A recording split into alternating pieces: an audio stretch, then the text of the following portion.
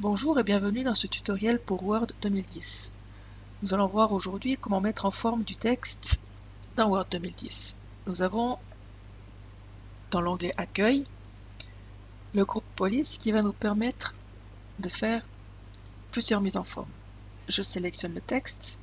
Je rappelle qu'en faisant un clic dans la marge, ça me permet de sélectionner une ligne entière. Donc je peux modifier la police, venir changer par exemple ici en Arial.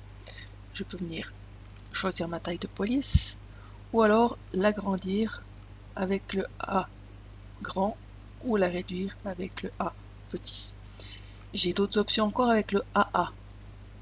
Majuscule en début de phrase, minuscule, majuscule, première lettre des mots en majuscule, inverser la case qui signifie que les lettres qui sont en majuscule vont être en minuscule et celles en minuscule en majuscule.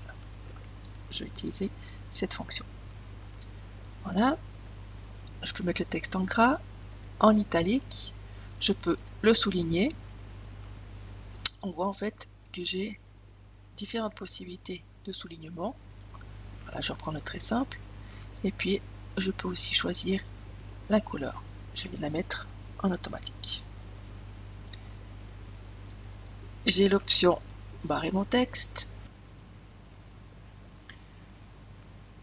Si je souhaite mettre du texte en indice, c'est-à-dire avoir un léger décalage vers le bas avec un caractère, par exemple, j'écris là A2 et j'aimerais mettre le chiffre 2 en indice, je le sélectionne et je mets mon indice. Si je continue à écrire, je suis toujours en indice. Je vois que j'ai la touche qui est en orange. Je rappuie dessus pour être de nouveau au format normal. Maintenant, j'aimerais mettre des mètres carrés. Voilà, et on a une autre touche qui nous permet de mettre en exposant. Voilà qui est fait. La même chose, si je continue d'écrire, on voit que je suis toujours en exposant. Je clique sur la touche pour venir au mode normal. Il y a aussi les effets de texte. En fait, il y a différentes mises en forme prédéfinies, ou alors on peut aller dans toutes ces options, choisir notre mise en forme. Ce que je conseille, c'est d'appliquer un effet de texte voulu, et puis par la suite, si nécessaire, aller modifier les ombres, la réflexion, la lumière, ou aller directement dans les options pour voir toutes les possibilités de modification des effets de texte. Ensuite, on a la possibilité d'utiliser la surbrillance du texte, qui est le même principe que le stabilo. C'est-à-dire que je sélectionne le texte, je vais appliquer du stabilo, ou je prends le stabilo et je viens l'appliquer partout où je souhaite. Je reclique ou arrêter la surbrillance pour que l'effet ne se reproduise pas plus loin.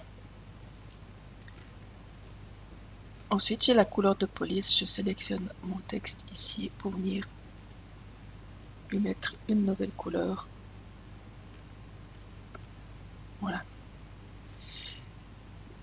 Si je veux effacer la mise en forme que j'ai appliquée, il y a la gomme.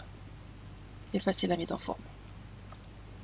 Voilà, qui efface pratiquement tous les effets. Vous voyez que la surbrillance est restée. Donc je devrais aller mettre aucune couleur.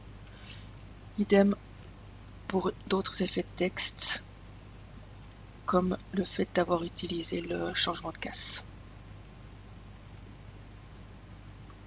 En ouvrant la boîte de dialogue Police, en cliquant sur la petite flèche en bas à droite du groupe Police, on a encore d'autres options. Donc il y a deux onglets, un premier onglet Police style attribut, avec la plupart des mises en forme qu'on avait déjà dans le groupe Police. Certains supplémentaires comme barré double ou petite majuscule ou masqué, qui sert à masquer des caractères. On a un deuxième onglet avec les paramètres avancés qui va nous modifier l'échelle, l'espacement, c'est-à-dire avoir un espacement des lettres plus étendu ou plus condensé, et puis une position avec des décalages ou un crénage, c'est l'espace entre les lettres. On a également accès à la boîte de dialogue des effets de texte. Voilà, à vous de tester toutes ces mises en forme de police. Merci de votre attention.